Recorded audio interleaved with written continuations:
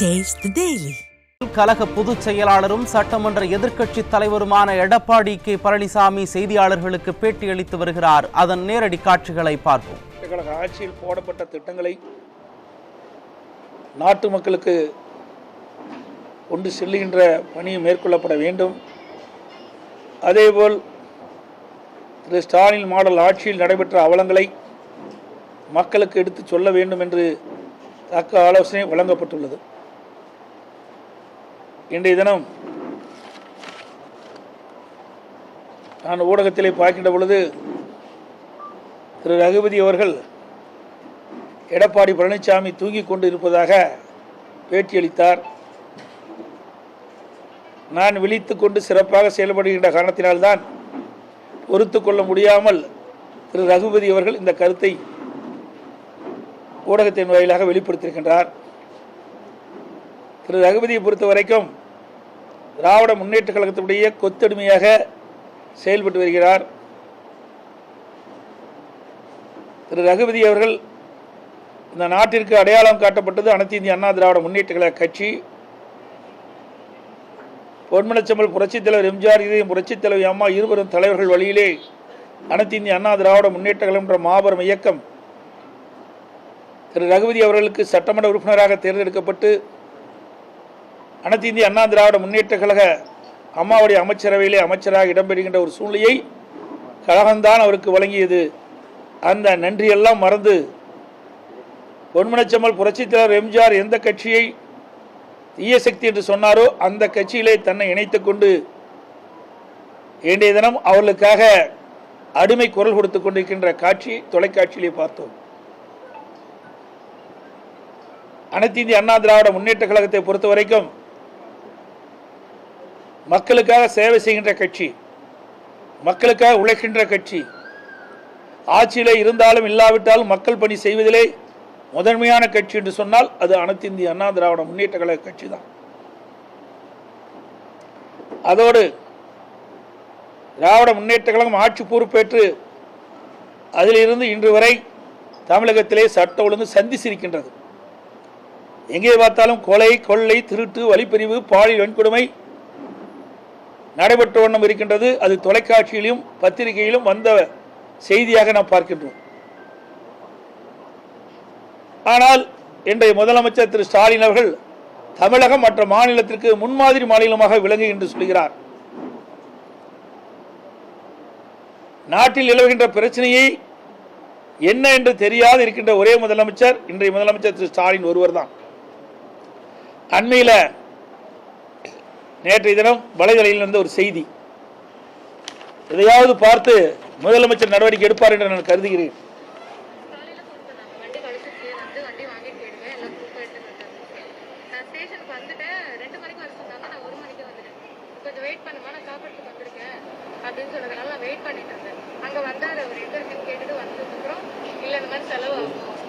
இவ்வளோ தூரம் வண்டி உனக்காக தான் கஷ்டப்பட்டு தேடி கண்டுபிடிச்சிருக்கோம், 15,000 ரூபாய் கேட்கலாம், என்னால் அவ்வளோலாம் முடியாது சார் அப்படின்னு சொல்லிட்டு பேசி 5,000 ரூபா கொண்டு வந்தாங்க. இன்னைக்கு நான் 2,000 ரூபா பே பண்ணிட்டேன். சசிக்கும் நான் இன்னைக்கு 2,000 ரூபா பே பண்ணிடுறேன், நாளைக்கு வந்து 3,000 அந்த மாதிரி கொடுத்துட்றேன் சார் அப்படின்னு. இங்கே வேண்டாம், ஒரு இடத்துல போய் வாங்கிக்கிறேன்னு சொல்லிட்டு ஒரு இடத்துல கூட்டிகிட்டு போனாரு. அங்கே 2,000 ரூபா கொடுத்துட்டேன். அதுக்கப்புறம் சரிங்க சார் நான் வண்டி வாங்கிக்கிறேன்னு சொல்லும்போது ஒரு நிமிஷம் நில்லு, நான் உங்கள்கிட்ட கொஞ்சம் பேசணும், எதனா சொன்னால் தப்பாக நினச்சிக்க மாட்டேன். இல்லை சார் பரவாயில்ல, இவ்வளோ ஹெல்ப் பண்ணியிருக்கீங்க, சொல்லுங்கள் சார். இந்த மாதிரி உங்களை நான் அன்றைக்கி பார்த்தப்பவே உங்கள் மேலே எனக்கு ஆசை வந்துச்சு, ஆசையாக இருக்குது, நான் எனக்கு கால் பண்ணுறியா எப்படி சொல்லு அப்படின்னு. சார் நான் கால் பண்ணுறேன் சார், வண்டி நீங்கள் தேடி கண்டுபிடிச்சிருக்கீங்க, அதுக்காக தான் வந்திருக்கேன். நான் ஸ்டேஷன் வாங்க போய் பேசிக்கலான்ட்டு ஸ்டேஷன் கூப்பிட்டு வந்துட்டேன். கம்ப்ளைண்ட் அது நான் ஓகே எல்லாம் முடிஞ்சிச்சுன்னு எழுதிட்டு இருக்கும்போதெல்லாம் நீ என்ன இன்னும் எனக்கு பதில் சொல்லலைன்னு கேட்டுகிட்டே இருந்தார்.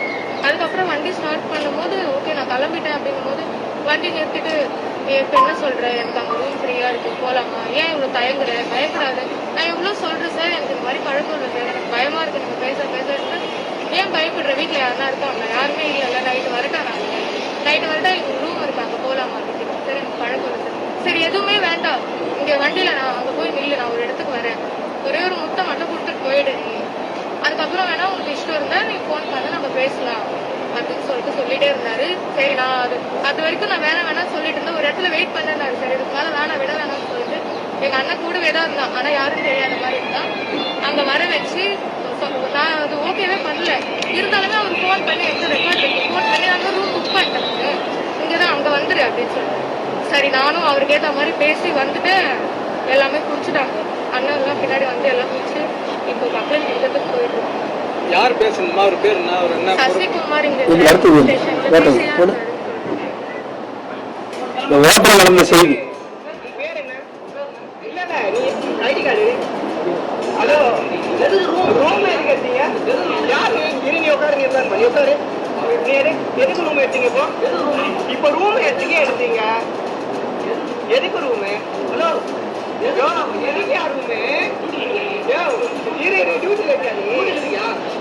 டியூட்டில இருக்கான்னு கேட்டேன். அவரு எதுக்கு ரூம் எடுத்த? ஹலோ, பதில் சொல்லுமா? எதுக்கு ரூம் எடுத்த? என்னவா இருக்கு? நீ என்னவா இருக்கு? ஆவடி ஸ்டேஷன்ல என்னவா இருக்க?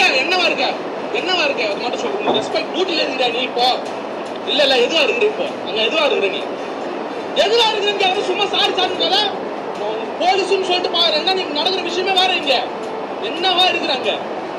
என்னவா இருக்கியா நீ அங்க?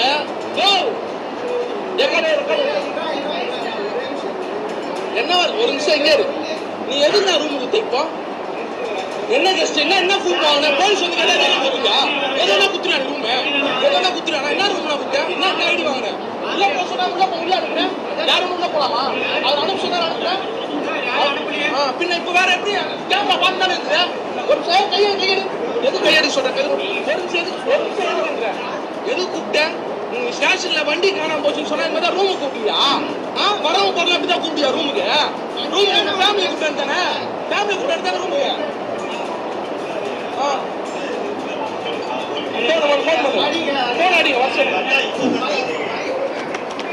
இந்த அளவுக்கு சட்டாளமு தமிழகத்துல கெட்டு குட்டிச்சாராகி நாசமாகி போச்சு. பேசுறார் எடப்பாடி பழனிசாமி தூங்கிட்டு இருக்காரு. இந்த அரசாங்கம் தூங்கிட்டு இருக்குது, காவல்துறை தூங்கிட்டு இருக்குது, காவல்துறை பொறுப்பேற்கின்ற முதலமைச்சர் தூங்கிட்டு இருக்காரு, சட்டத்துறை அமைச்சர் கும்பகோணம் தூக்கத்தில் இருக்காரு. ஒரு பெண்ணுக்கு நான் ஏற்கனவே ஒரு 3 நாளைக்கு முந்தி ட்விட்டரில் போட்டிருந்தேன். எல்லா பத்திரிகையும் வந்திருக்குது, ஓரளவுக்கு ஒரு சில ஊடகமும் வெளிப்பட்டிருக்காங்க. இந்த ஆட்சியில் பொதுமக்களுக்கும் பாதுகாப்பு இல்லை, பெண்களுக்கும் பாதுகாப்பு இல்லை, அவரவர்கள் பாதுகாப்பு அவர்களே தேடிக்கொள்ள வேண்டும் என்று நான் 3 நாளுக்கு முந்தி வெளியிட்டேன். நேற்றைய தினம் இப்படி ஒரு நடந்திருக்குது. எவ்வளோ மோசம்! ஒரு பெண்மணி தன்னுடைய இருசக்கர வாகனம் காணவில்லை என்று காவல் நிலையத்திலே புகார் கொடுத்திருக்கிறார். அதை கண்டுபிடித்து விட்டேன் என்று அந்த பெண்ணை அழைத்திருக்கின்றார் ஒரு காவலர். அந்த பெண்மணியும் அதை நம்பி அங்கே செல்கின்ற பொழுது, நாங்களுடைய இருசக்கர வாகனத்தை கண்டுபிடித்து விட்டேன், எங்களுக்கு 15,000 ரூபா கொடு என்று அந்த காவலர் கேட்டதாகவும், அந்த பெண்மணி அவ்வளோ பணம் இல்லை, ஒரு சிறிய தொகை கொடுப்பதாக சொல்லி அதை தொகை எதை கொடுத்துருக்காங்க. பிறகு அந்த காவலர் இங்கே வந்த செய்தியெல்லாம் உங்களுக்கு தெரியும், அதை என் வாயிலிருந்து சொல்லக்கூடாது, அசிங்கமாக இருக்குது. எப்படி நடந்தா என்பது எல்லாமே அந்த பெண்மணி வலைதளத்தில் அழகாக வெளியிட்டிருக்காங்க, தைரியமாக வெளியிட்டிருக்கிறாங்க. ஆக இந்த ஆட்சியுடைய லட்சணத்தை மக்கள் பார்த்துக்க வேணும். தயவு செய்து ஊடகங்களும் பத்திரிகை நண்பர்களும் இதை முழுமையாக வெளியிடுங்க. இனி இப்படிப்பட்ட பிரச்சனை நடக்கக்கூடாது என்பதற்காக நான் சொல்கிறேன். ஊடக நண்பர்களும் பத்திரிகை நண்பர்களும் நடக்கின்ற செய்திகள், நாட்டில் நிலவுகின்ற பிரச்சனைகள், நாட்டில் நிலவுகின்ற அட்டுழியங்களை, பெண்களுக்கு பாதுகாப்பாக இப்படிப்பட்ட செய்திகள்லாம் வெளியிட்டீங்களா தான் பெண்கள் பாதுகாப்பாக இருக்க முடியும். இனியாவது இப்படிப்பட்ட துயரமான சம்பவங்கள் நடைபெறக்கூடாது என்பதுதான் என்னுடைய நோக்கம். எவ்வளோ மோசமா ஒரு பெண் எப்படி பதறி போய் சொல்கிறாங்க, சிந்திச்சு பாருங்க. ஆனால் முதலமைச்சரும் சட்டத்துறை அமைச்சரும் சொல்கிறாங்க, எதிர்கட்சிகள் வீணாக எங்கள் மீது குறை சொல்கிறாங்க, வீண் பழி சுமத்துறாங்கன்னு. இது அந்த பெண்மணி வலைதளத்தில் வெளியிட்ட அந்த செய்தியை தான் நான் உங்கள்கிட்ட காட்டிக்கிறேன். அதில் வந்து ஊடக நண்பர்களும் பத்திரிகைகளும் இதை மக்களுக்கு கொண்டு சேருங்க. மக்கள் பாதுகாப்பாக இருக்க வேண்டும் என்பதற்காக இந்த செய்தி வெளியிடுங்க. அதோட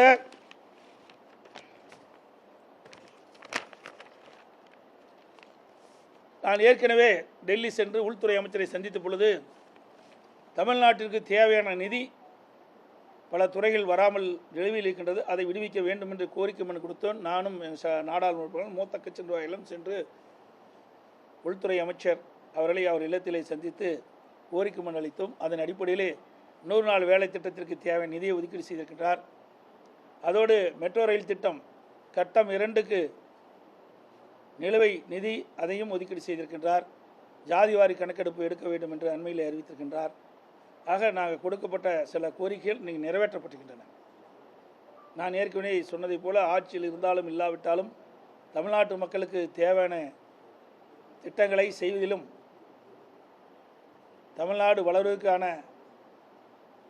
அடிப்படை நிறைவேற்றுவதற்கும் நாங்கள் எப்பொழுதும் துணை நிற்போம் என்பதை இந்த நேரத்தில் தெரிவித்துக் கொள்கின்றேன். அந்த நலிந்தவர்களுக்கு 20% இடஒதுக்கீடு பள்ளியில் மெட்ரிகுலேஷன் பள்ளியில் இது வரைக்கும் நிதி ஒதுக்காதனால ஏப்ரல் 19ஆம் தேதியே அதுக்கான அந்த கால்குலேட் பண்ணி அறிவிச்சிருக்குன்னு இதுவரை அறிவிக்கல. இதனால் பெற்றோர்கள், அதாவது அந்த ஏழை எளிய மாணவர்கள் இருக்கக்கூடிய பெற்றோர்கள் ரொம்ப அவதிப்படுறாங்க. இது நிதி இல்லாதனால தான் அப்படின்னு சொல்கிறாங்க. இதுக்கு என்ன நீங்கள் கோரிக்கை வைக்கிறீங்க? அதை விரைவாக அமல்படுத்துறதுக்கு. அதாவது அனைத்து இந்திய அண்ணா திராவிட முன்னேற்ற கழக ஆட்சி இருக்கின்ற பொழுது எல்லா துறைகளிலும் சிறப்பாக செயல்பட்டது. அந்தந்த நேரத்திற்கேற்ப அந்த துறைகளில் கவனம் செலுத்தி மக்களுடைய பிரச்சனை தீர்த்து வைத்தோம். இன்றைக்கு திரு ஸ்டாலின் மாடல் ஆட்சியிலே நீங்கள் சொன்ன இப்படிப்பட்ட சம்பவங்கள் எல்லாம் காதிலே வாங்குவதே இல்லை, கவனிப்பதும் இல்லை. ஒட்டுமொத்தமாக மக்களையே அவர்கள் கவனிப்பதில்லை, மக்களுடைய பிரச்சனையிலும் கவனம் செலுத்துவதில்லை. அவர்கள் முழுக்க முழுக்க வீட்டு மக்களை பற்றி தான் கவனம் செலுத்தி கொண்டிருக்கின்றனர்.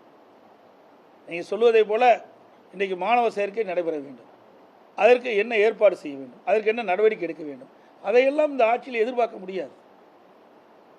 இது மிகவும் வன்மையாக கண்டிக்கின்றோம். இந்த ஊடகத்து வாயிலாக பத்திரிகையின் வேலை இனியாவது இந்த அரசு விழித்து கொண்டு இந்த குறைபாடுகளாம் நீக்க வேண்டும். சட்டமன்ற தேர்தல் நெருங்கி வருது. பெரும்பாலும் அனைத்து கட்சிகளும் அந்த கூட்டணி பற்றி பேசிட்டு வராங்க. நீங்கள் அடுத்த கட்டம் உங்களுடைய நாங்கள் தான் கூட்டணி பேச்சுவார்த்தை ஆரம்பித்து முதல்ல பாரதிய ஜனதா கட்சியோட எங்கள் கூட்டணி அமைக்கப்பட்டுக்கின்றன. இன்னும் 9 மாத காலம் தேர்தலுக்கு நாட்கள் இருக்கின்றன. 9 மாத காலத்திற்குள் இன்னும் பல கட்சிகள் எங்கள் கூட்டணியில் இணையும் என்பதை தெரிவித்துக் கொள்கிறேன். சார், ஆனால் இந்த தேமுதிக சார்பில் எல்கே சுதீஷ் கூட சொல்றாரு, எங்களுக்கு அந்த மாநிலங்களவையில் ஒரு சீட்டு தரேன்னு சொன்னாங்க, அதனால தான் நான் தேர்தலில் அதை பற்றி பின்பு தெளிவாக உங்களுக்கு பத்திரிகையாளர் ஊடகங்களுக்கு தெரிவிக்கப்படும். அரசு துறையில் அவுட் சோர்சிங் இது அதிகமாயிட்டு இருக்கு. இல்லைன்னா அரசு வேலைக்கு வரவங்க என்னைக்கும் குறைஞ்சிட்டு இருக்கு. எப்படி பார்க்குறீங்க? இப்போ 150 ஜியோட அதிகமாக இம்ப்ளிமெண்ட் பண்ணிட்டு இருக்காங்க. குறிப்பாக அந்த காவலர்கள், ஓய்வு உள்ளிட்ட பணியிடங்களுக்கான 8வது வகுப்பு அதாவது இருக்கிறதெல்லாம் ஒப்பந்தம் பண்ணிக்க மாட்டேங்கிறாங்க. 2021 சட்டமன்ற பொதுத் தேர்தலின் போது திராவிட முன்னேற்ற கழக தேர்தல் அறிக்கையில் குறிப்பிட்டிருக்கிறாங்க. இன்றைய முதலமைச்சர் அன்றைய எதிர்க்கட்சி தலைவராக இருக்கின்ற பொழுது திராவிட முன்னேற்ற கழக சார்பாக தேர்தல் அறிக்கை வெளியிட்டார். அதில் குறிப்பிட்டிருக்கிறாங்க, அரசு காலி பணியிடங்கள் 3 லட்சம், அரசு சார்ந்த துறையினுடைய காலி பணியிடங்கள் 2 லட்சம், மொத்தம் 5.5 லட்சம் பணியிடங்கள் காலியாக இருப்பதாக தெரிவித்திருக்கின்றார்கள். திராவிட முன்னேற்ற கழகம் ஆட்சி பொறுப்பேற்றவுடன் காலி பணியிடங்கள், அரசு காலி பணியிடங்களும் மற்றும் அரசு சார்ந்த துறையினுடைய காலி பணியிடங்களும் முழுமையாக நிரப்பப்படும் என்ற செய்தியை அவருடைய தேர்தல் அறிக்கையிலே வெளியிட்டார்கள். ஆட்சி பொறுப்பேற்று 4 ஆண்டுகள் நிறைவு செய்து 5வது ஆண்டு அடியெடுத்து வைத்து விட்டது. இந்த 4 ஆண்டுகளில் திராவிட முன்னேற்ற கழக ஆட்சியில் அரசு பணியிடங்கள் சுமார் 50,000 பணியிடங்கள் நிரப்பப்பட்டதாக அண்மையில் நடைபெற்ற மானிய கோரிக்கையிலே தெரிவிக்கப்பட்டிருக்கின்றது. அதே போல் அரசு சார்ந்த பணியிடங்கள் சுமார் 28,000 பணியிடங்கள் நிரப்பப்பட்டதாக தெரிவித்திருக்கின்றார்கள். ஆக மொத்தம் அரசு காலி பணியிடங்கள், அரசு சார்ந்த காலி பணியிடங்கள், அரசு துறை சார்ந்த காலி பணியிடங்கள் மொத்தம் சுமார் 78,000 பணியிடங்கள் நிரப்பப்பட்டதாக அவர்கள் அந்த மானிய கோரிக்கையின் போது பதிலளித்திருக்கிறார்கள், வெளியிட்டிருக்கிறார்கள். ஆனால் இந்த 4 வருட காலமாக ஓய்வு பெற்றோருடைய எண்ணிக்கை 50,000 ஆகிப்போச்சு. அதை அவர்கள் குறிப்பிடவே இல்லை. ஆக இந்த ஆட்சி பொறுப்பேற்றதிலிருந்து இந்த 4 ஆண்டு காலத்தில் அரசு காலி பணியிடங்களும் அரசு சார்ந்த காலி பணியிடங்களும் 78,000 பணியிடம் நிரப்பப்பட்டிருக்காங்க. அவள் சொன்னதை போல முழுமையான காலி பணியிடங்கள் நிரப்பப்படவில்லை. இந்த 4 ஆண்டுகளில் ஏற்பட்ட அரசு ஏற்பட்ட காலி பணியிடங்களும் நிரப்பப்படவில்லை. அதோடு நீங்கள் கேள்வி கேட்ட மாதிரி இன்றைக்கு அவுட் சோர்ஸில் தான் இன்றைக்கி எடுத்து இன்றைக்கு பல்வேறு துறைகளில் இன்றைக்கி அலுவலர்களை நியமிச்சிட்ருக்காங்க. இதற்கு முன்பு எங்களுடைய ஆட்சி இருக்கின்ற பொழுது அவுட் சோர்ஸில் எடுக்கக்கூடாது என்று குரல் கொடுத்த இன்றைய முதலமைச்சர் இன்றைக்கு அவுட் சோர்ஸில் தான் இன்றைக்கு பணியாளர்களை தேர்வு செய்து வன்மையாக கண்டிக்கத்தக்கது. உங்களுடைய தேர்தல் அறிக்கையில் குறிப்பிட்டவாறு அரசு காலிப்பணிகள் அனைத்தும் நிரப்பப்பட வேண்டும், அரசு சார்ந்த காலிப்பணிகள் அனைத்தும் நிரப்பப்பட வேண்டும். ஆனால் தேர்தல் நேரத்தில் வாக்குறுதி கொடுப்பார்கள், தேர்தல் முடிந்தவுடன் வாக்குறுதியை காற்றிலே பறக்க விடுகின்ற கட்சி திமுக கட்சி என்பதை நிரூபணமாகியிருக்கிறது. ரேஷன் கடையில் பணியாளர் நிறுவதற்கு இந்த விற்பனையாளர் கட்டுநர் பதவிக்கு விண்ணப்பம் பெற்று நேர்முக தேர்வு நடத்தி கிட்டத்தட்ட ஒரு 6-7 மாதங்கள் ஆகுது. இதுவரை வந்து பூர்த்தி செய்யலை. அதே மாதிரி நிறைய இடத்துல பணியாளர் காலிடங்கள் இருக்குது. இதனால் முறையாக பணி வழங்கப்பட குற்றச்சாட்டு இருக்குது. இதை எப்படி பார்க்குறீங்க? அதாவது பொது விநியோக திட்டம் என்பது முக்கியமான திட்டம். இன்றைக்கு ஏழை எளிய மக்கள், நடுத்தர மக்கள் இந்த பொது விநியோக திட்டத்தின் மூலமாகத்தான் இந்த அத்தியாவசிய பொருட்களை வாங்குகிறாங்க. இதில் பணியாளர்கள் அவ்வப்போது காலி இடமாகின்ற பொழுது அதை நிரப்பப்பட வேண்டும். புதிய ரேஷன் கடைகள் திறக்கின்ற பொழுதும் அதற்கு தேக்க பணியாளர்கள் நியமித்த வேண்டும். ஆனால் இந்த அரசாங்கம் தான் எதை பற்றி கவலைப்படுறது இல்லையா? மக்களை பற்றி கவலைப்படாத ஒரே அரசாங்கம் திமுக அரசாங்கம் தான். ஆனால் வெளியில் மட்டும் மிக பிரமாண்டமாக சொல்லுவாங்க, பத்திரிகையிலையும் ஊடகத்திலையும் பிரமாண்டமாக வெளிப்படுத்துவாங்க. ஏதோ திமுக ஆட்சியில் தான் மிகச்சிறப்பாக ஆட்சி நடப்பதை போலும், திமுக ஆட்சியில் தான் எல்லா துறையிலும் மக்களுக்கு தேவையான உதவிகள் செய்வதும் மக்கள் மகிழ்ச்சியோடு இருப்பது போலையும் ஒரு தோற்றத்தை அவ்வப்போது பத்திரிகையில் ஊடகத்தில் வெளிப்படுத்திக்கிட்ட ஒரே அரசாங்கம் இந்த திமுக அரசாங்கம் தான். ஆனால் அதுக்கு நேர்மாறாக தான் இன்றைக்கு தமிழகத்தில் இருக்குது. நீங்கள் முதலமைச்சர் இருந்ததும் சரி, இப்பயும் சரி, பத்திரிகையாளர்களை நிறைய தடவை மீட் பண்ணுறீங்க, எல்லாரையும் கேள்வி கேட்க வச்சு அதுக்கான பதில் சொல்கிறீங்க. ஒரு சிஎம் வந்து அந்த அளவுக்கு அலோவ் பண்ண மாட்டேங்கிறார். 2-3 கேள்விக்கே ஒரு கோபமாக பேசிட்டு போயிட்டாரு. விமர்சனங்களை எதிர்கொள்ள தயங்குறாரா, பயப்படுறாரு? ஏங்க, இதை அருமையான கேள்வி கேட்டீங்க. சட்டமன்றம் நடக்குது. இவருடைய தேர்தல் அறிக்கையில் திரு ஸ்டாலினை வெளியிட்டார். திராவிட முன்னேற்ற கழகம் ஆட்சிக்கு வந்த பிறகு சட்டமன்ற நிகழ்ச்சிகளை நேர் அலையில் ஒளிபரப்பு செய்யப்படும் சொன்னார். நாங்களும் பலமுறை கேட்டு பார்த்தோம். சட்டமன்ற சபாநாயகர்கிட்ட நேர் அலையிலேயே நான் பேசுகிறத ஒளிபரப்பு செய்வது கிடையாது. நீதிமன்றம் வரைக்கும் போனோம். நீதிமன்றத்துலேயும் எங்களுக்கு நல்ல தீர்ப்பு கிடைக்கல. அதோட முதலமைச்சர் அமைச்சர்கள் பேசுவதெல்லாம் பதில் சொல்கிறாங்க, அதெல்லாம் நேரலையில் ஒளிபரப்பு செய்கிறாங்க. ஆனால் எதிர்க்கட்சி, பிரதான எதிர்க்கட்சி தலைவர் என்ற முறையில் நான் கேட்கின்ற கேள்விக்கு அந்த நேரடியாக ஒளிபரப்பு செய்தில்லை. நான் பேசுகிறத மட்டும் நேரலையில் ஒளிபரப்பு செஞ்சுருந்தா திமுக படுபாலாது போயிடும். அந்த அளவுக்கு நான் சட்டமன்றத்தில் மக்களுடைய பிரச்சனையை எடுத்து வைக்கிறேன். அதையெல்லாம் நேரலையில் காட்டுவதே கிடையாது. ஆனால் அதற்கு பதில் மட்டும் அவர்கள் சொல்லுவாங்க. ஆக கேள்வி கேட்டதை நேரடியாக ஒளிபரப்பு செய்யணும், நேரலையில் பதிலும் நேரலையில் ஒளிபரப்பு செஞ்சால் தான் மக்கள் புரிந்து கொள்ள முடியும். ஆனால் இந்த ஆட்சியில் அது கிடையாது. அதை போல தான் அங்கேயே அதுக்கு நீதி கிடையாது. அப்புறம் இங்கெங்கே போய் நேரில் பார்த்து மக்களை பற்றி மக்களுடைய பிரச்சனையை நீங்கள் கேள்வி கேட்டால் சொல்ல முடியும்? அதுக்கு தெம்பு திராணியெல்லாம் அந்த முதலமைச்சர் கிடையாது. புரியுதுங்களா? இன்றைக்கு ஒரு அரசாங்கம் அவ்வப்போது பேட்டி கொடுத்தா தான் மக்களுக்கு என்ன செய்யறன்றது தெரியும். அது முதலமைச்சர்கிட்ட பதில் கிடைச்சா மக்கள் திருப்தி அடைவாங்க. ஆனால் இங்கே செஞ்சால் தானே நீங்கள் கேட்குற கேள்விக்கு பதில் சொல்ல முடியும். எதுவுமே செய்யலையே. அப்போ நீங்கள் ஏதாவது இடக்கு முடுக்கான கேள்வி கேட்டு அவர் பதில் சொல்ல முடியாட்டி அவருக்கு பின்னடைவு ஏற்பட்டுரும். அதனால தான் இந்த ஊடக நம்பர்களையும் பத்திரிகைகளும் சந்திப்பதே கிடையாது. அப்படியே சந்தித்தாலும் யாரும் கோபித்துக் கொள்ளக்கூடாது. நிருபர்களும் பத்திரிகையாளரும் அவர் என்னென்ன கேள்வி சொன்னாரோ அதை மட்டும் தான் கேள்வி கேட்பாங்க. எங்கிட்ட தான் இடப்பெருச்சு கேள்வி கேட்குறீங்க. நான் முதலமைச்சராக இருக்கும்போது அப்படி தான் கேள்வி கேட்குறீங்க, எதிர்க்கட்சி தலைவராக இருக்கும்போது கேள்வி கேட்குறீங்க. ஆனால் தமிழ்நாடு முதலமைச்சர் பேட்டி கொடுக்குறேன்னா ஏற்கனவே முன்கூட்டியே இன்னென்ன கேள்வி தான் கேட்கணும்னு சொல்லியிருப்பாரு. அதுக்கு தகுந்த பதில் அவர் கொடுப்பாரு. அதை நீங்கள் ஒளிபரப்பு செய்வீங்க. எப்படி பார்க்குறீங்க? மத்திய அரசோட செயல்பாடு திருப்திகரமாக இருக்கு. அதாவது பஹல்காம் நடைபெற்ற சம்பவம் ஒட்டுமொத்த இந்தியாவே அதிர்ச்சிக்குள்ளாகிவிட்டது. கொடூரமான செயல், ஈவு இரக்கமற்ற மிருகத்தனமான பல உயிர்களை பறித்த சம்பவம் இன்றைக்கு அனைத்து இந்தியாவில் வாழ்கின்ற மக்களிடத்திலும் அது ஒரு வேதனையான சம்பவம், அதிர்ச்சி அளிக்கிற சம்பவமாக இருக்கின்றது.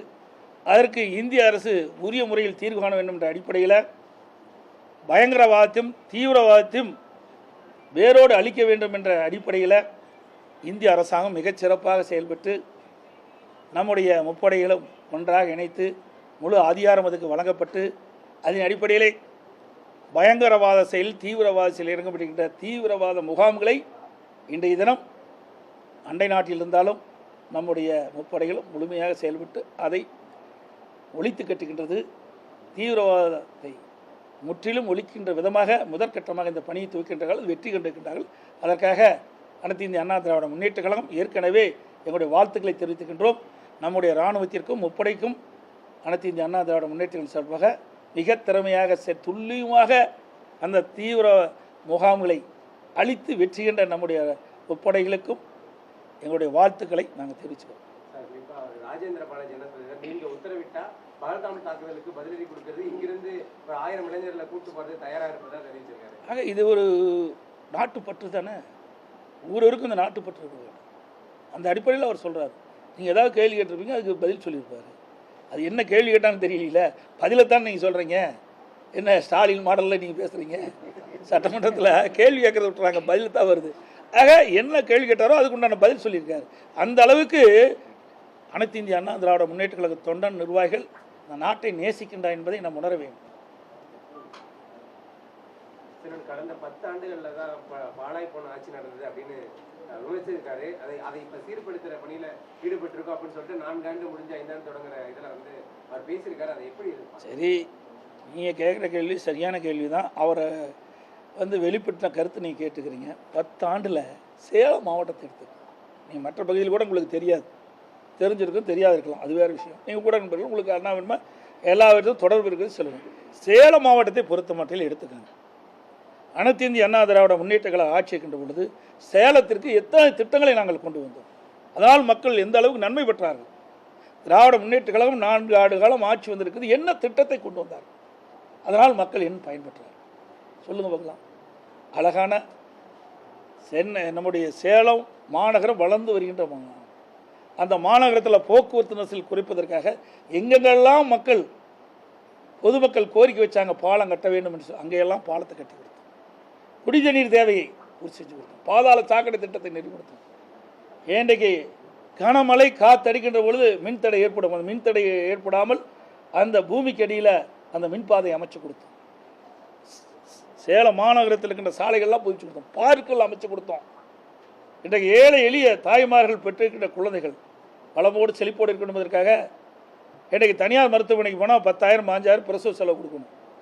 அங்கே நம்முடைய சேலம் மோகன்குமார் மருத்துவமனையில் அழகாக அற்புதமான இன்றைக்கு மகப்பேறு மருத்துவமனை கட்டி கொடுத்தோம். 500 படுக்கை வயசு மகப்பேறு மருத்துவமனை, பச்சிள குழந்தைகள் சிறப்பு சிகிச்சை மூலம் இதெல்லாம் கொடுத்த அதிமுக அரசாங்கம். அதோட புதிய தாலுக்கா சேலத்தில் கொடுத்தோம், ஆடையம்பட்டியில் கொடுத்தோம், இதெல்லாம் அதே மாதிரி கெங்கவெளியில் கொடுத்தோம். இதெல்லாம் நாங்கள் புதிய தாலுக்கா கொடுத்தோம். அதை விட விவசாயிகள் பயன்பெற விதமாக கால்நடை பூங்கா 1000 கோடியில் கொடுத்தாங்க. இன்னும் திறக்கலைங்க, திறக்கிறதுக்கு கூட மனம் இல்லை, செயல்படாட்டி போயிட்டு போகிறாங்க. அதிமுக ஆட்சியில் கொண்டு வந்த திட்டம் என்ற ஒரே காரணத்திற்காக நம்முடைய தலைவாசல் கூட்டுரோட்டு பகுதியில் பிரம்மாண்டமான கால்நடை பூங்கா ஒன்று கட்டி வச்சிருக்கிறோம். அதை கூட முழுமையாக பயன்பாட்டை கொண்டு வரல. எவ்வளோ வேதனை அளிக்கிறது. இதான் அதிமுக ஆட்சியில் நகருது. திமுக ஆட்சியில் நகரல, அப்படியே பேஸ்மெண்ட் ஆகிட்டு. அதே போல 100 ஏரி திட்டம். இந்த 100 ஏரி திட்டத்தில் வறண்ட ஏரிகளுக்கு 100 நிரப்புகின்ற திட்டம் முதற்கட்டமாக நான் திறந்து வச்சேன். அதுக்கு பிறகு அந்த கொஞ்சம் கொஞ்சமாக ஆம வேகத்தில் நடந்துகிட்டு இருக்கு. இன்னும் அது நிறைவேறவே இல்லை. இவருடைய ஆட்சியிலே சிறப்பான ஆட்சி. நாங்கள் கொண்டு வந்த திட்டத்தை கூட முழுமையாக முடிக்க முடியல. இதெல்லாம் மக்கள் பயன்பாட்டுக்கு வருகின்ற திட்டம், மக்களுக்காக திட்டம். அதை கூட அரசியல் காழ்ப்புணர்ச்சியின் காரணமாக அதிமுக ஆட்சியில் கொண்டு வந்த திட்டம் என்ற ஒரே காரணத்திற்காக திட்டத்தில் முடக்கி வச்சிருக்கிறாங்க. இதெல்லாம் மக்கள் பார்த்துட்டு இருக்கிறாங்க. இப்படி ஏராளமான திட்டங்களை நம்முடைய சேலம் மாநகரத்தில் முடித்திருக்கிறோம். அம்மா மினி கிளினிக் கொண்டு வந்தோம். எவ்வளோ அற்புதம். நம்முடைய சேலம் மாவட்டத்தில் மட்டும் 103 அம்மா மினி கிளினிங்க. அத்தனையும் கிராமம் நகரத்தில் மக்கள், ஏழை மக்கள் அதிகமாக வசிக்கின்ற பகுதியை தேர்ந்தெடுத்து அங்கே இந்த அம்மா மினி கிளினிக் ஏற்படுத்தும். அது என்ன அரசியல் காழ்ப்புணர்ச்சியின் காரணம் மூணுங்க? எங்கே செஞ்சாங்க சொல்லுங்க. சேலம் மாவட்டத்தில் என்ன ஒரு சிறப்பான திட்டத்தை கொண்டு வந்தாங்க? எதுவுமே இல்லையே. கூட்டுக்குடி திட்டம் நிறைய நாங்கள் செயல்படுத்தி கொடுத்தோம். இன்றைக்கு நங்கவெளி மேச்சேரி கூட்டுக்குடி திட்டத்தை கொடுத்தோம். அதே போல் இன்றைக்கி ராசிபுரம் கூட்டுக்குடி திட்டம் எங்களுடைய நெடுங்குளத்திலிருந்து எடுத்துகிட்டு போகுது. அதே போல் இளம்பிள்ளை கூட்டுக்குடி திட்டம், பல கூட்டுக்குடி திட்டத்தை கொண்டு வந்து நிறைவேற்றி கொடுத்துருக்கோம். இப்படி மக்களுக்கு தேவையான அடிப்படை வசதிகள் முழுவதையும் அதிமுக ஆட்சி நிறைவேற்றப்பட்டது. திராவிட முன்னேற்ற கழக ஆட்சிக்கு வந்த பிறகு என்ன ஒரு பெரிய திட்டத்தை கொண்டாந்த தமிழகத்துக்கு சொல்லுங்க பார்க்கலாம். 5 லட்சம் கோடி கடனை வாங்கியிருக்கிறீங்க. இன்றைக்கு 73 ஆண்டு காலம் தமிழகத்திலே பல்வேறு கட்சிகள் ஆட்சி செய்தன. அந்த 73 ஆண்டு காலத்தில் வெறும் 5,18,000 கோடி தான் கடன். ஒரே 4 ஆண்டில் 4,56,000 கோடி இன்னைக்கு கடன் இருக்குது. இன்னும் ஒரு 6 மாதத்தில் 50,000 கோடி கடன் வாங்கி 5 லட்சம் கோடியை நிரப்பிடுவாங்க. இந்தியாவிலேயே கடன் வாங்கினதில் முதல் மாநிலம் தமிழ்நாடு. எல்லாத்திலையும் முதன்மைங்கிறார்ல, கடன் வாங்கினதுலேயும் முதன்மையான மாநிலம் தமிழ்நாடு தான். அப்புறம் சொல்கிறார் பொருளாதார நிதியை அதிகமாக இருந்துக்கணும். கடனை வாங்கி செலவு செய்யறதில் யார் தான் வந்து சக்ஸஸ் பண்ண முடியாது. கடன் வாங்கி செய்வது அது சாதனை கிடையாதுங்க. நம்முடைய வருவாயை அதிகரித்து அதன் மூலமாக சாதனை படித்தா தான் ஒரு அரசாங்கத்துடைய சாதனை.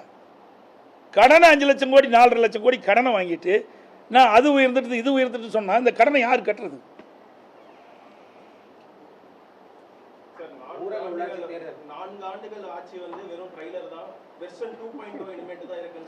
ஆக இந்த 4 ஆண்டுலேயே மக்கள் படாத பாடுபடுறாங்க. ட்ரெயில் போட்டாலும் வச்சுக்க மக்கள் இருக்கிற இடம் தெரியாத போயிடுவாங்க. இந்த 4 ஆண்டில் மக்கள் படிக்கிற துன்பங்கள் வேதனைகள் எவ்வளவு என்பதை நம்ம அத்தனை பேர் உணர்ந்துருக்கிறோம். என்ன பண்ண உங்களை காட்டல பேடில் என்ன படாத பாடுபடுறது ஒரு பெண்ணு. சிந்திச்சு பாருங்க. இந்த பெண் வந்து தைரியமாக வந்து வலைதளத்தில் வெளியிட்டிருக்குது. இது மேலே எத்தனை பேர் பாதிச்சிருப்பாங்க. இன்றைக்கு கூட ஊடகங்களும் பத்திரிகைகளும் கோவித்தக்கூடாது. வலைதளத்திலேயோ தான் வந்த செய்தி சில ஊடகத்தில் வந்திருக்குது, பல ஊடகத்தில் வரவே இல்லை, பத்திரிகையிலையும் வரல. இதையெல்லாம் அரசாங்கம் அப்படி கண்காணித்து உங்களையெல்லாம் அப்படியே அடக்கி வச்சிடறாங்க, வெளிவிழவாத பார்த்துக்கிறாங்க. தயவு செய்து ஊடகங்களும் பத்திரிகைகளும் இப்படி மக்கள் பாதிக்கக்கூடிய செயல்பாடுகள், பெண்கள் பாதிக்கக்கூடிய செயல்பாடுலாம் பத்திரிகையிலையும் ஊடகத்திலையும் வெளிப்படுத்துங்க, விழிப்புணர்வை ஏற்படுத்துங்க. அப்போ தான் மக்கள் பயப்படாத இருப்பாங்க. இந்த ஊடகத்தையும் பத்திரிகையும் தான் அந்த மக்கள் நம்பிட்டு இருக்காங்க. அந்த பெண் கூட என்ன சொல்லுது? ஊடகத்தான் நம்பிட்டு இருக்கிறாங்க, இது வெளியே கொண்டாங்கன்னு சொல்லுது. எவ்வளோ மனவேதனையோடு அந்த பெண் வந்து தனக்கு ஏற்பட்ட அநீதியை இந்த மக்கள் மன்றத்தில் சொல்கிறாங்க. ரைட். அனைத்து ஊடகங்களுக்கும் பதில் வணக்கம், நன்றி.